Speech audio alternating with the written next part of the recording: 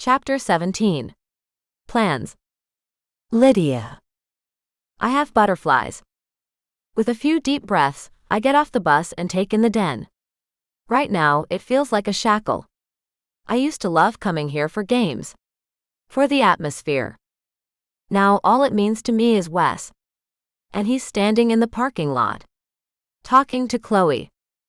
My stomach sinks. Of course, he's talking to his ex. Because he still wants her.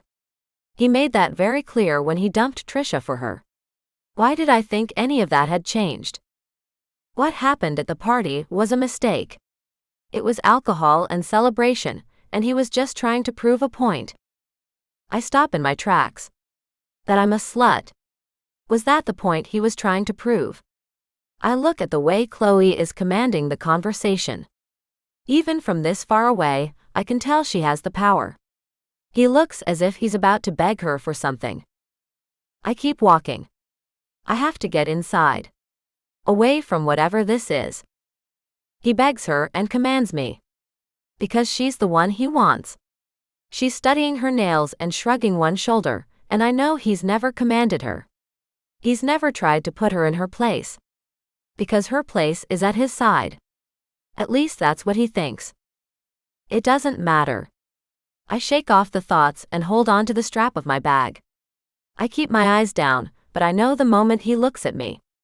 Our eyes meet and he seems to grow an inch. Chloe puts her hand on his chest and says something. Almost as if she hates that his attention was on me for a heartbeat. He looks back at her and speaks. But he's not begging. I almost run inside. "Oh good, you're here," Ms. Tina says and closes her laptop. She picks it up in one hand and I follow her into the back. There's not much to do today. She puts away the laptop and slips her phone into her purse. We need to restock the supplies. Playing River is always good for business. Winning is even better. And if you wouldn't mind dusting the shelves. I have a doctor's appointment, so I have to rush off. I trust Wesley is on his way. I put my bag away. He's outside. I'm sure he'll be here any moment. Good. Take care now. She's out the door, and I sigh and go out to see what needs to be restocked. A minute later, Wes stalks into the store. He ignores me as he goes to the back. I look out the windows toward the parking lot. A car is speeding off into the street. What do you see in her? I ask when Wes drops a box of jerseys next to me. It's not like she even respects you. What the fuck are you talking about? Of course she respects me. I don't answer. She wants me to take the dog again, he says and breaks a hanger as he tries to hang a jersey. Are you going to? He stares at the broken hanger. I don't know. I mean, I love Max, but I have an away game this weekend. We're staying the night. So tell her no. He picks up another hanger and clumsily gets a jersey on it. Then he clears his throat. I'm worried she'll just leave the dog. What, like alone? Yeah. For the weekend. I gape at him. He shrugs. Why on earth would you even get a dog with her in the first place? He looks almost sheepish. She really wanted one, and I thought it would be good for the relationship. Anger is rising inside me. I squint at him. Dogs and kids are not band-aids for a broken relationship. He must pick up on the hostility, because he turns on me. You have no idea what the fuck you're talking about. It's so easy to tell others how to live their lives. My blood is boiling, and I grip the hanger with more force than necessary. At least I know not to get a pet with someone who's cheating on me. The look of startled surprise on Wes' face is enough to cool me down a degree or two. What? Forget it. I hang a couple of the jerseys and busy myself checking sizes. Tell me. I bite my lip. It was nothing. Just leave it. Lydia. What did you mean? I sigh and close my eyes. I recognize Chloe because we used to hang out at this bar called Fredman's. I don't think I've been there. His brows furrow. They have live music most weekends. I saw her there several times. So, is this all you have? She's allowed to be out without me. His anger is returning. She would hit on the musicians and leave with them. Once I even caught her in the back, near the bathroom, making out. Heavily. He's gone pale. I didn't think I should tell you since you were already broken up, and it's none of my business. The jersey drops from his hand and he walks over to the wall. His fist makes contact and I flinch. Fuck. Fuck, fuck, fuck. Wes, the door opens and I jump. An elderly woman smiles at me. I gather myself and smile back. Good afternoon. How can I help you? I keep glancing over at Wes. He stares at the wall for a while, but luckily he has no more outbursts while I help the woman buy a jersey for her grandson. As soon as we're alone again, he speaks in a raspy voice. Do you think others knew? He sounds defeated. Was I a laughingstock? I shake my head, even though he's not looking in my direction. I don't know. It was all off campus. I didn't know she was your girlfriend until I saw you together. The tight muscles in his jaw twitch. I'm sorry, I add. He exhales. I should have known. I was so blind. Why did I ever think I could trust her? I walk up to him. He looks so sad. I reach out and pat his arm. Well, now you know. So maybe you should stop simping for her. His glare makes me take a step back. I'm not simping for her. I raise an eyebrow. Aren't you? The door opens again, and I leave him to deal with his emotions and greet the customer.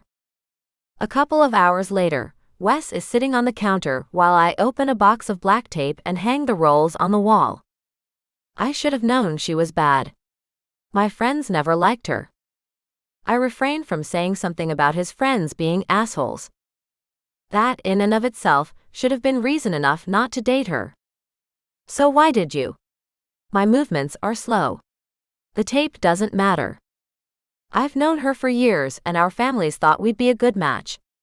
He shakes his head and laughs sadly. She kept talking about how good we are together, and I thought that meant he still loves her. I inhale and get another handful of tape. Why do hockey players even need tape? Maybe it was just that the sex was good. Oh God. He wants to talk to me about sex? With his ex? I grunt something non-encouragingly. I haven't had good sex in a while now. He sounds almost bored. He must have forgotten who he's talking to. Why else would he open up like this? So just bad sex lately? I try to make it sound like a joke. Pretty much. I shake my head and turn back to the box on the counter.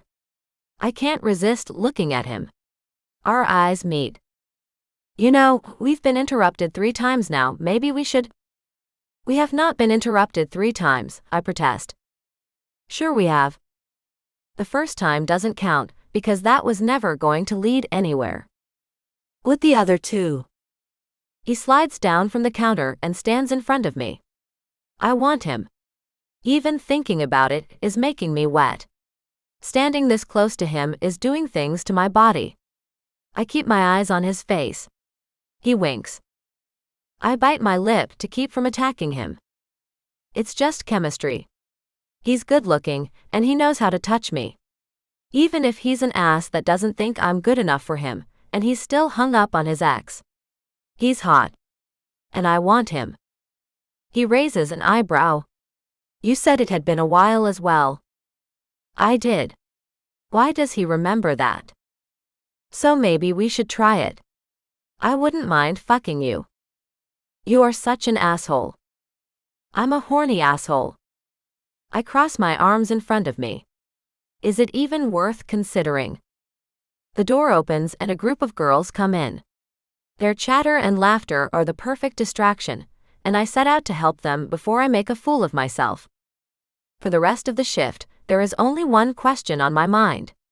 I avoid Wes because I don't know what I might say or do. There are a few customers and more unboxing, and by closing time, I've almost made up my mind. A mom and her teenage son come in for skates at the last minute, and he's so excited I don't have the heart to kick him out when we close. So we end up staying a few minutes late, without any real chance of talking. Did you turn off the light in the back? Wes asks as he waits for me to leave so he can lock the door. Yes, I say and hurry past him. He jogs to catch up to me as I leave the arena. Do you want a ride? I shake my head. I'll take the bus. He nods. See you on Thursday. I continue straight ahead as he turns to his car.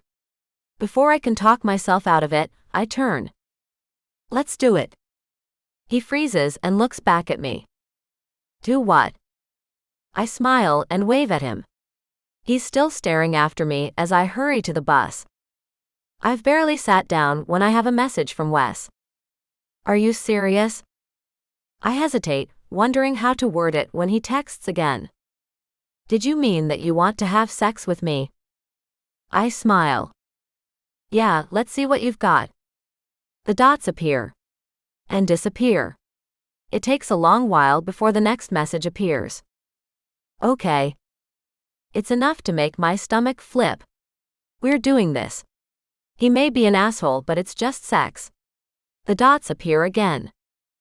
I have the house to myself tomorrow evening. I text back a simple okay. Chapter 18. Anticipation. Lydia. To everyone else, it's a regular Wednesday. Classes go on like they always have. I meet up with Trisha and Prez for a quick lunch, keeping an eye on my phone. Just in case. But at least the hotel has a pool, Prez says and looks at me. What? Prez sighs. What is up with you? You've been distant all day. Should I tell them? I look from Prez to Trisha and back again. Inhaling, I pull myself up and put on a smile. I'm sorry. Professor Turner cornered me earlier about the extra credit work. I don't see why you even bother with it. Prez stares at her salad while she's stabbing a piece of lettuce. You could probably just redo the course next year if it's that important. Yeah, I chew on my sandwich. It doesn't really make sense. It's too early in the year for Professor Turner to assume I'll be failing. But she still has me doing all this extra stuff. I know my grades weren't great last year, but still. Maybe she's just anticipating that I'll fail. I forgot to hand in the assignment, I say. I thought you did it. Trisha says. I did. I gave it to her today.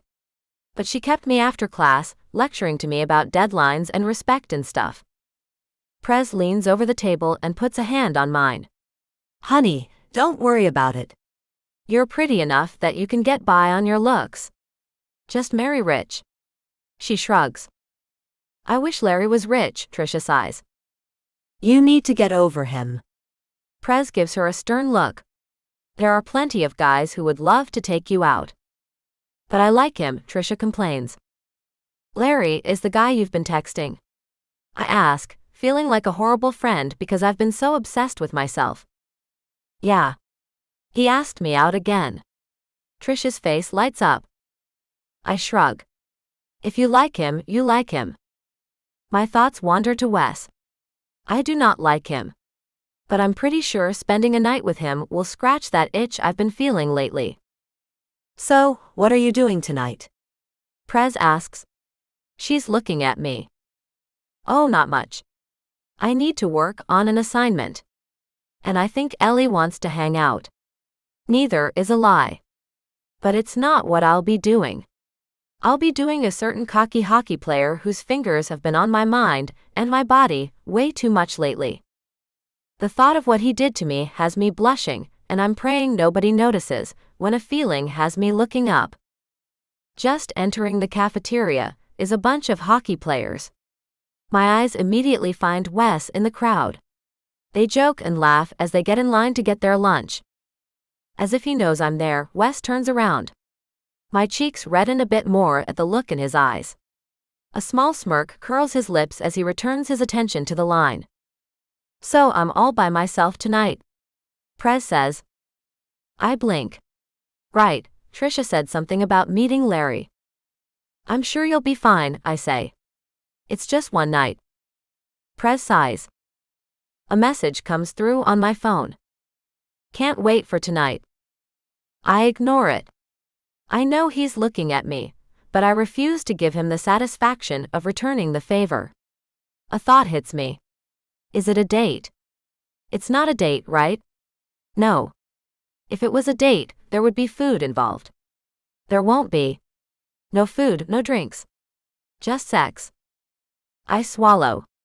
And if it's bad? What if it's awkward, and then we have to spend the next 2 months working together? I glance over at him again. There's a tug in my stomach that tells me it won't be bad. Not with him. In fact, it might even be great.